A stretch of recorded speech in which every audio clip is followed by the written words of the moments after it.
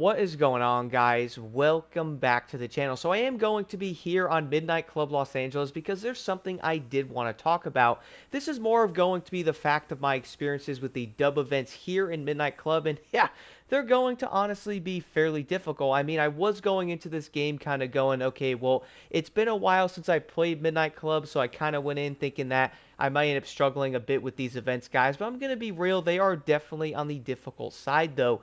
And in fact, I would say one of the ones I think a lot of players might struggle with. Now, we can all agree that every single dub race is probably going to be fairly difficult, or, the more you progress in the game, the faster the cars you get.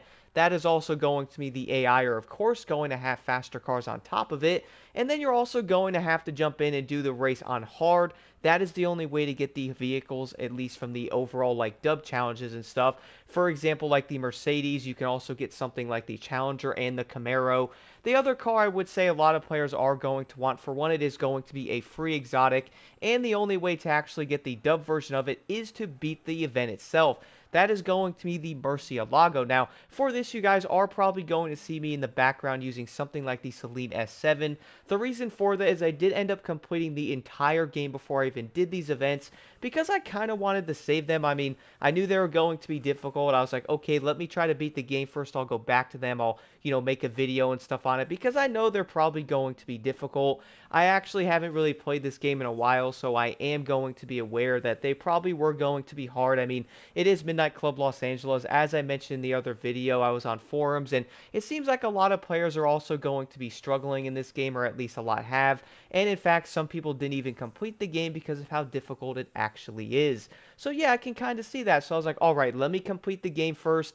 I know if you do end up beating the entire game, like racing Bookie and stuff like that, racing the other AI, or like racing the other, I guess you could say characters in the game, even though Bookie's going to be the main guy there once you beat him, and you get yourself $1 million, you can then buy basically the entire garage, have every single vehicle for free, so that's something I was aiming for. When I was doing that, though, I ended up getting the S7 because I know this is going to be, I guess you could say, the fastest car in the entire game. I mean, it has, like, the best stats and stuff. There is other exotic cars that have a very similar top speed, or at least the same one. Something like the Lamborghini, also the Cobra concept. Those are going to pretty much have the same top speed, but the acceleration on the S7, though, is going to be pretty dang insane. Now, I was going into the dub events, guys. The first thing I noticed right away is, man, these AI do not mess around, bro.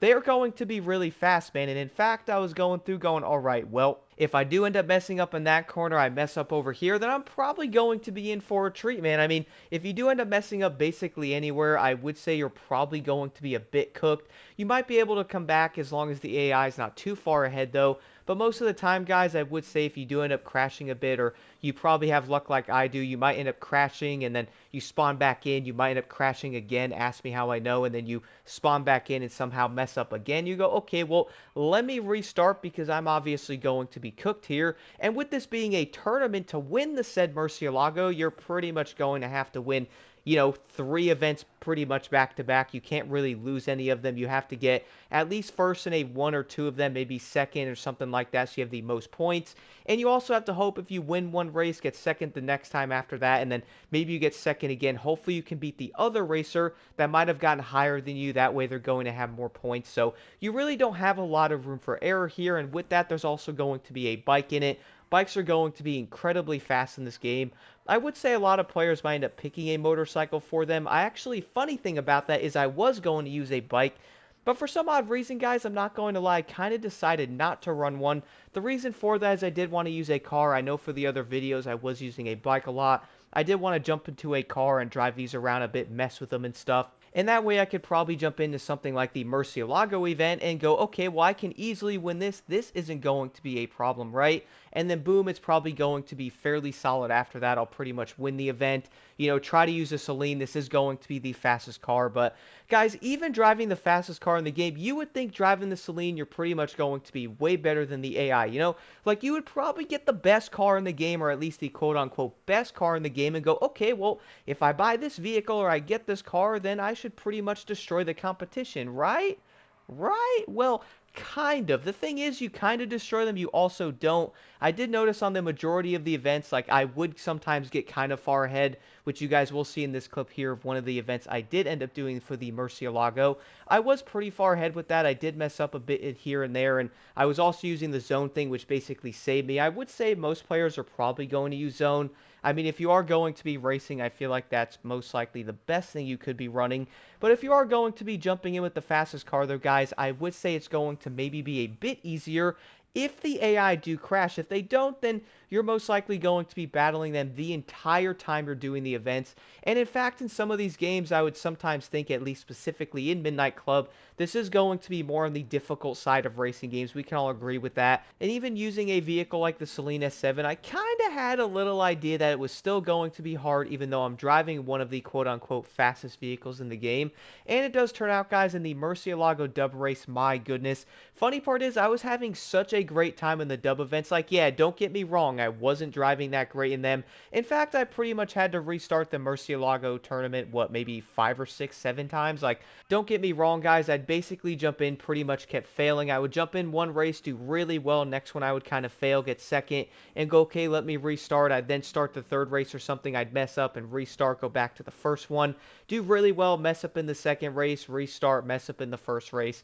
A lot of it is probably going to be a skill issue because I really haven't played this game all that much in the past, though. It has been legit like 10 years. I kind of beat the whole game and then went, okay, well, let me save some of the dub races for last. I know they're going to be difficult. A lot of people have discussed it, talked about it and stuff, saying, man, like, these races are so dang hard for no reason, bro. Why are they so difficult? But then again, you're getting a special vehicle. It is going to make sense. And in fact, in other racing games, I would love to see something like this show up again, where we're going to have really difficult races, though, but you are going to get a dope reward from it. Wouldn't that be awesome, guys? Would you also like having races this kind of difficulty in Midnight Club again? I would say pretty much no racing game has gotten close to something like this in a while, where it really is going to feel like no matter what car you drive, no matter how great you drive, you are still going to have some of the AI behind you. I wouldn't necessarily say it's going to be a rubber banding thing. I will talk about that in the Need for Speed Carbon video because that was honestly pretty hilarious to me, jumping into that game and seeing that happen. I, again, have never actually played Need for Speed Carbon, so when I did started playing it, that was going to be funny for me to actually start witnessing that, but I wouldn't necessarily say it's going to be a rubber banding thing in Midnight Club Los Angeles because I have legit caught back up to them. Don't get me wrong, guys, I did end up failing a lot, but I've also caught up to the AI a good amount. I could tell where I was messing up. Going through the races, I can also tell that some of the races were going to be set, just like different orders and stuff, so you can get in there, kind of practice the routes, see where the shortcuts were. And one of the things I did notice people talking about in Midnight Club, which I did want to mention, is we all do know when you're doing around 200 something miles an hour in the city, there's traffic everywhere. Sometimes the cars pull out in front of you, and they also really have a really funny mind to themselves, which we all do know is going to be from another game we all know of, Grand Theft Auto.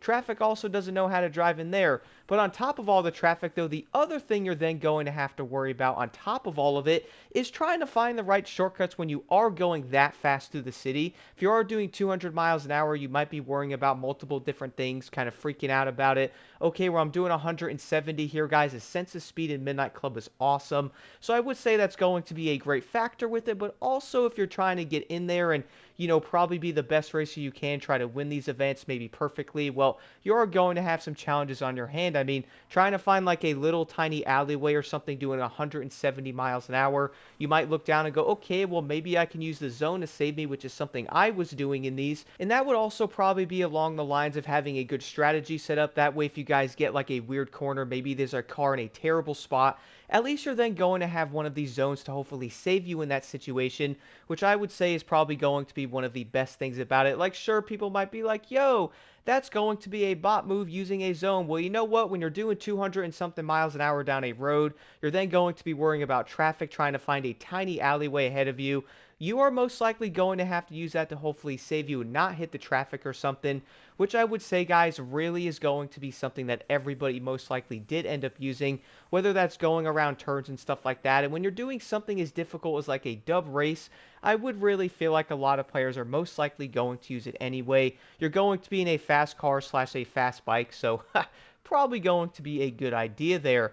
Now, one thing I really do kind of wish, though, playing through the dub events, I do understand people can be like, yo, these are going to be really hard, man. I'm not really enjoying this. I never actually beat them, which is something I was seeing on many different forums and stuff like that. Players weren't really doing it. They didn't like the fact that you pretty much could miss like an entire shortcut, which funny part is you guys probably are going to see this in some of the clips in the background of me completely missing them and crashing, which we all do know probably happens to everybody. But one big thing I did always learn, I guess you could say, from racing in general is don't always give up really quick, because you really never know what could happen. Like maybe you can catch up, maybe you could still get in second or third, giving you just enough points even though you did end up messing up, which is something that happened to me in this.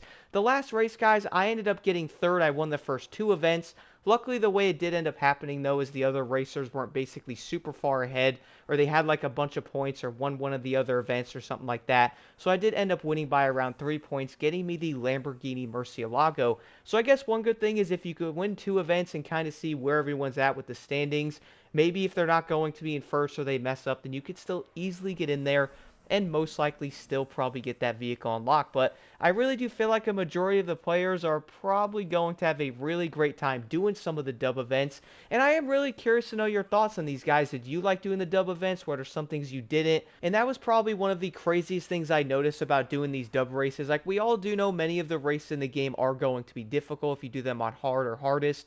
But if you are going to be doing a dub event, again, it's going to be a tournament of 3 events. You're not going to be able to just restart one of the events and then redo that one. No, you have to do all 3 of them again. So there really is not going to be that much room for error, which is probably going to make this even more difficult. Again, guys, I am interested to know what y'all think about this in the comments below.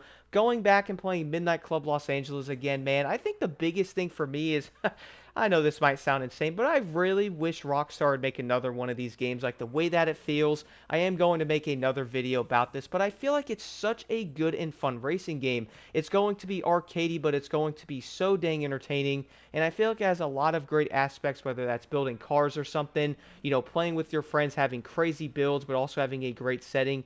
Really does hit the mark on that, and stay tuned for that video, most likely coming here in the near future.